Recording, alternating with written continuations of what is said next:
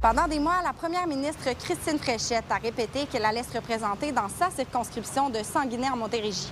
Mais avec le départ annoncé de Jean Boulet, un autre scénario est désormais sur la table, celui d'une possible candidature ici même, dans Trois-Rivières. Ça serait, à mes yeux, peut-être une décision stratégique très intéressante pour Mme Fréchette d'envisager de se présenter à Trois-Rivières. Native de Trois-Rivières-Ouest, son attachement envers la ville est bien présent. Selon son entourage, l'option de ce saut n'est pas qu'une simple rumeur. Et les citoyens sont la plupart nombreux à se réjouir de ce scénario. Ben oui, je suis content que c'est son patelin. Fait que pourquoi pas? Oui, j'avoue qu'elle me surprend. Là. J'aime son approche qui semble différente quand même de M. Legault. Là. Et ça vient d'ici, c'est sûr que ça va aider.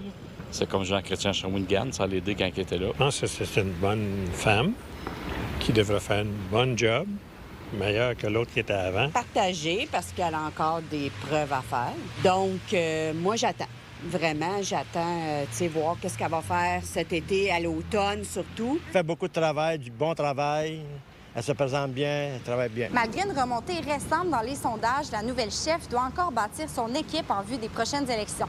Les départs récents de Jean Boulet et de Mathieu Lacombe lui compliquent encore plus la tâche. C'est pas facile pour la CAQ, ça va être extrêmement difficile pour Christine Fréchette, mais on sent qu'il y a une partie de la population qui ont le goût de lui donner une chance. On le voit dans le dernier sondage léger, une personne sur deux au Québec n'a pas fait son choix. Elle a les éléments qu'il faut, mais encore faut-il qu'elle se mette au travail, qu'elle ait rencontré les gens sur le terrain qui souhaitent se présenter, parce que c'est elle qui peut faire la différence. Là, avec tous les ministres qui s'en vont, c'est-tu un signe que ça ne fait pas leurs affaires? Bonne chance pour Mme Fréchette, mais ça prend un peu de travail sur le terrain à Trois-Rivières.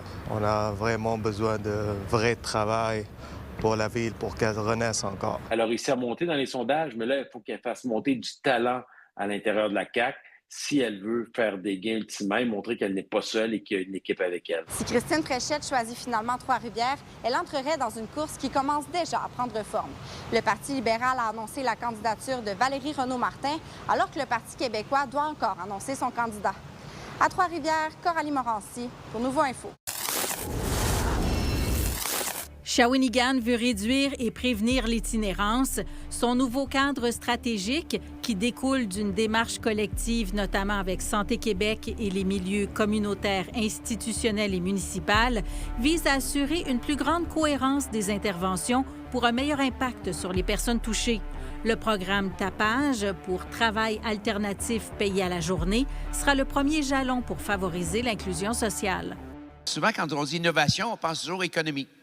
La nouvelle économie. On parle toujours d'économie. Mais l'innovation, on doit l'appliquer dans tous les secteurs, et surtout dans le secteur du développement social. Innover, ça veut dire de penser autrement, de sortir de la boîte, de ne pas faire les choses qu'on faisait hier, la même affaire aujourd'hui. L'escouade régionale mixte a démantelé un réseau de distribution de drogue en Mauricie. Des perquisitions dans une dizaine de résidences et des véhicules à Trois-Rivières ont permis la saisie de près de 3000 comprimés de méthamphétamine, plus de 5 kilos de cocaïne et 16 armes longues, entre autres. L'opération découle d'une enquête amorcée en décembre. On entend beaucoup parler d'immigration dans les débats publics, que ce soit les débats politiques ou encore dans les médias. Mais est-ce que ça préoccupe réellement les Québécois? C'est la question que s'est posée la docteure Mélissa Généreux avec son collègue, le professeur Gabriel Blouin-Genet, dans une étude menée par l'Université de Sherbrooke. Bonjour, Mélissa Généreux. Bonjour. Alors, on comprend que c'est peut-être pas ce qui préoccupe le plus les Québécois, mais ça fait quand même partie des préoccupations. Oui, bien ça, je pense que c'est très, très important qu'on le mette de l'avant. Nous, notre première question du sondage, c'était de voir, sur une liste de 10 menaces potentielles, là, comment vous décrivez chacune d'entre elles. Puis sur les 10 examinées, l'immigration est arrivée en dernière de liste. Les top 3, je dirais que c'est lié au coût de la vie, la crise du logement, les soins de santé.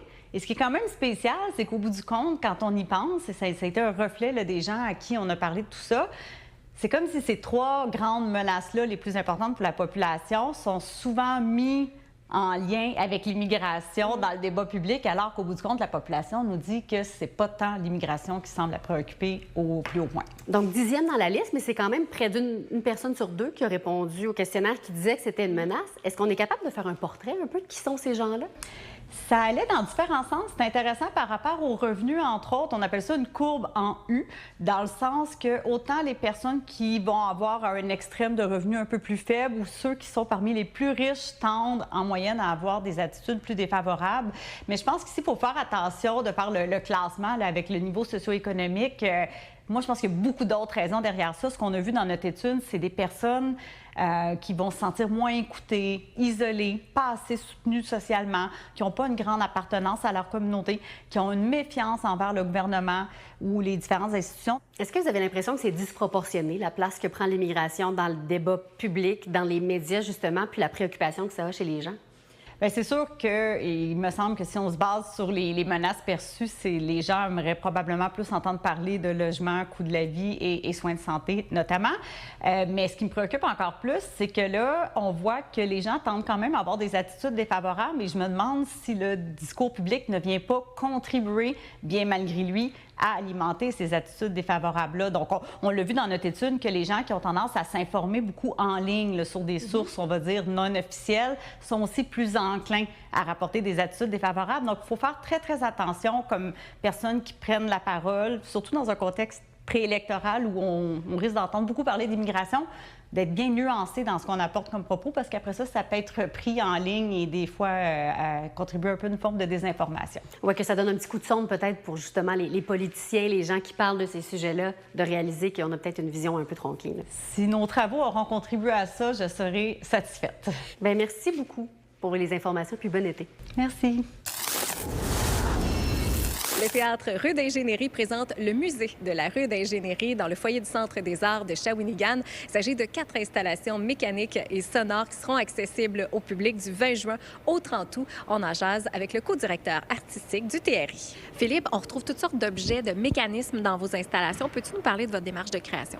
Oui, alors, Théâtre Rue d'Ingénierie, on est une compagnie de création d'art multidisciplinaire. On est basé à Québec. Depuis plusieurs années, on fait des arts vivants, des arts de la scène et on a aussi tout un volet d'installation. On aime beaucoup travailler avec des objets qu'on récupère, des vieux trucs qu'on réinvente. On écrit pour la scène et pour des installations dans l'espace public avec des objets donc qu'on reconnaît mais qui sont réinventés ou des objets mécanisés, robotisés qu'on invente de toutes pièces pour les créations. Chacune d'entre elles ont été développées soit de façon individuelle pour des contextes de diffusion ponctuels ou qui ont été aussi construites, certaines d'entre elles, comme éléments scénographiques ou comme éléments robotiques actants pour des spectacles. Et on aime bien donc créer une machine, un robot qui va s'inscrire dans l'écriture, la mise en scène d'un spectacle, puis ensuite le prendre de façon autonome pour voir qu'est-ce qu'il y a à raconter en solo. Et donc, c'est la première fois que 4 de nos œuvres qui ont été imaginées dans des contextes différents sont réunies dans un genre de parcours où on peut les découvrir dans les différents espaces du Centre de culture Shawinigan. Ici, derrière nous, on a le lance-corde qui est en installation en ce moment. Le lance-corde, en fait, c'est un principe mécanique très ludique et très simple. C'est 2 roues motorisées qui tournent très vite et qui propulsent une corde. Donc, il y a un certain moment dans sa boucle de déploiement où elle identifient où sont les humains devant elles et elles vont chercher à viser les visiteurs avec la corde, dans un périmètre sécuritaire. Ensuite, au niveau de l'entrée de la salle de spectacle, on a un petit espace où il y a Zoltar. Ça, là. Donc, Zoltar, c'est une machine à cadavre exquis. Alors, c'est simplement l'idée de faire de la poésie automatiste. Et donc, c'est un objet un peu comme les 10 heures de Bonaventure automaton de l'époque. Et donc, on appuie sur un bouton, le système se met en branle, un boulier Fisher-Price va activer des interrupteurs qui vont générer une séquence aléatoire de mots de différentes longueurs avec sujet, verbe, complément, attribut et une construction sémantique correcte.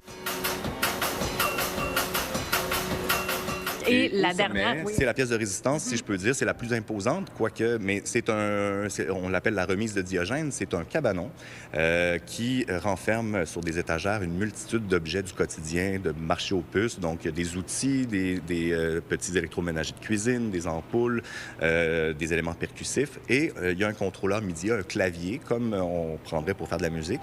Le visiteur peut l'activer et chacune des touches, chacune des notes de musique va déclencher un des objets. Il sera possible de voir les installations du musée de la rue d'Ingénierie au foyer du Centre des arts de Shawinigan du 20 juin au 30 août. À Shawinigan, Marie-Ève Campeau pour Nouveau Info. Pour toutes vos nouvelles, nos chroniques et des vidéos, consultez le site nouveau.info.